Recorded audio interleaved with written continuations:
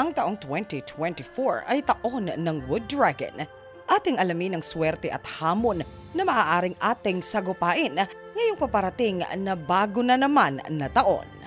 Year of the Rat. Ang mga daga ay kilala na kaalyansa ng mga dragon. Kaya naman isa sa bibiyayaan ng magandang kapalaran sa darating na taong 2024 ay ang mga taong ipinanganak sa panahon ng daga.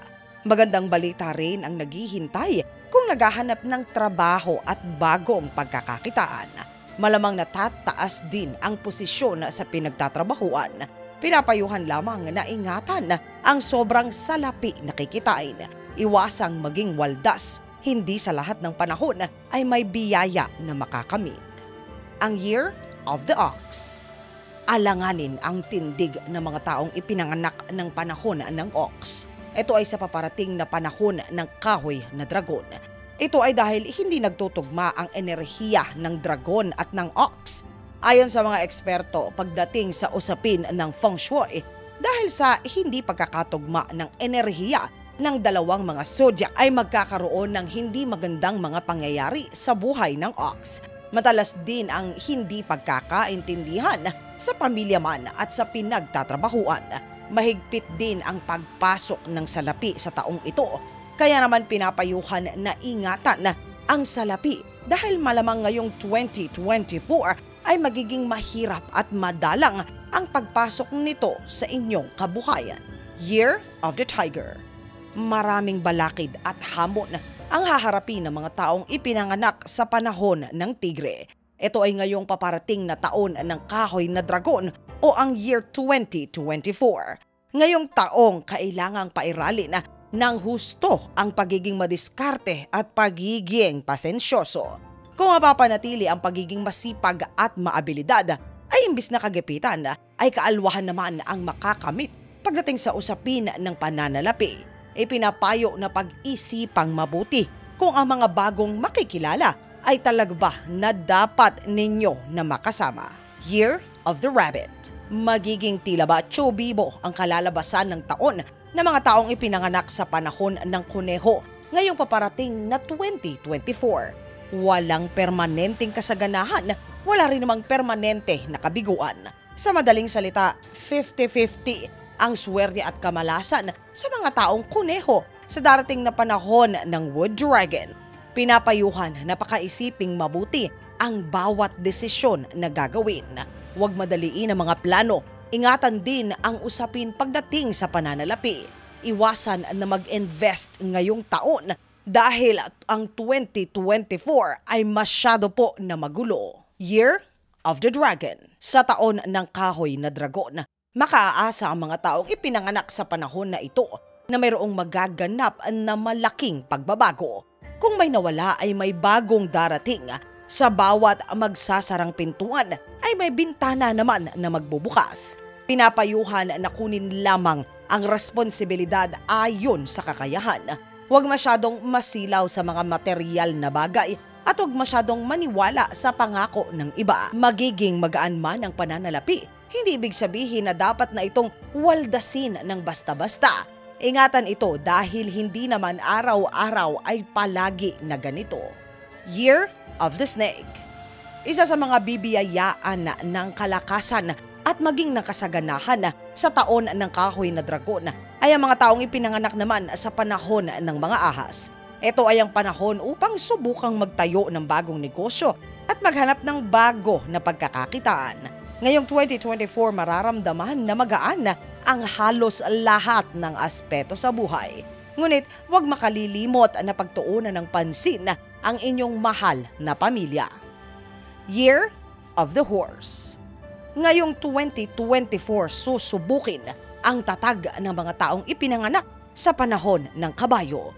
May hindi inaasahang kaganapan ang bubulaga sa mga tao na kabayo. Kaya pinapayuhan na maging pasensyoso at gamiting mabuti ang isipan, lalo na sa desisyon na inyong gagawin. Pagdating naman sa usapin ng pera, hindi naman masyadong mahihirapan na ito ay kitain.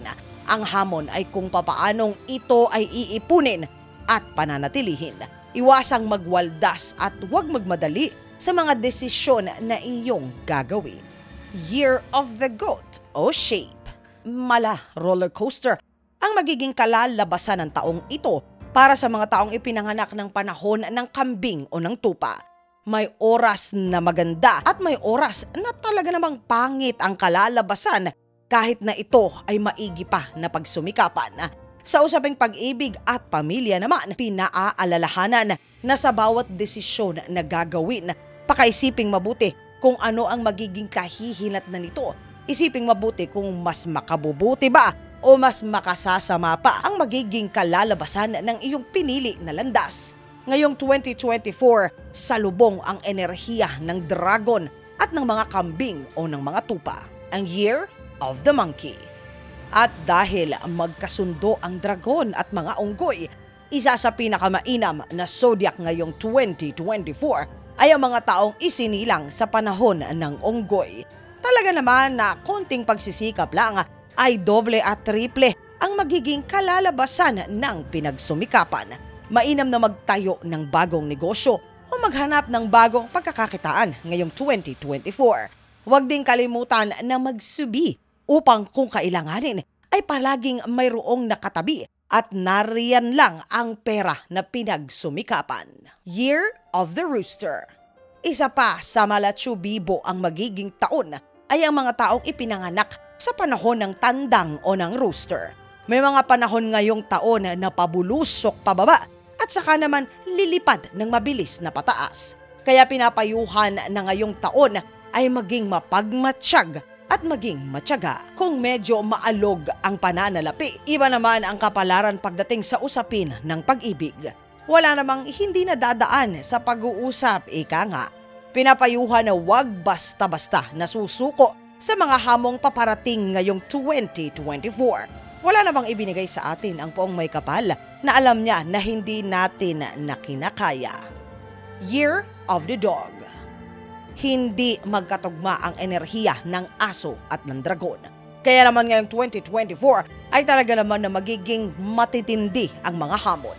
Sa panahong ito pinapayuhan na magdoble o tripleng sikap. Kahit ano pa ang hamon na darating sa panahon ng dragon na kahoy, ay hindi naman ito permanente. Huwag kalimutan na kumapit sa may kapal at talaga namang hinding-hindi niya po tayo pababayaan.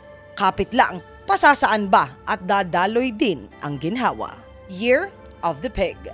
Ngayong 2024, magugulat na tila ba lahat ay mas madali at mas magaan. Sa panahong ito tila ba may malaking pagbabago sa isip, sa salita at sa gawa. Magiging mabagal man ang pagpasok ng unang buwan ng mga taon. Bago naman dumating ang tag-araw, ay malamang ramdam na tila ba mayroong kakaiba. Sa panahong ito sinasabi na magiging inspirado ang puso. Sa taong darating ay mababago rin ang magiging pananaw mo sa buhay. Pinapayuhan lamang na huwag maging padalos-dalos. Huwag madaliin, hayaan lamang na ang kapalaran ang magdikta. Ika nga nila, kung ito ay ukol, ito'y bubukol. Mga katinagalog ko, ang zodiac na katulad nito ay tanging gabay lamang po ang ibinibigay. Hindi po nito sinasaklawan ang inyong desisyon o sinasabi na ito na ang magiging totoo na kapalaran mo. Lagi pong nasa ating mga kamay ang kalalabasan ng ating magiging buhay. Sa bawat desisyon na ating gagawin, may katapat po ito na kahihinatnan, mabuti man o masama. Ang importante, buong tapang po ito na ating haharapin at ipananalangin. Huwag pong kalimutan na magdasal at tumawag sa poong may kapal. At sigurado po ako na hindi niya po tayo pababayaan. Mga katinagalog ko, ano naman po ang inyong zodiac? Isulat po ang inyong saloobin sa comment section sa ilalim. Excited po ako na ito ay basahin. Ang pinakamagandang sagot po o mapipiling sagot ay magkakamit pa rin po ng 100 Gcash load. Mga katinagalog ko, maraming salamat po sa pagsama ninyo sa segment natin sa araw na ito.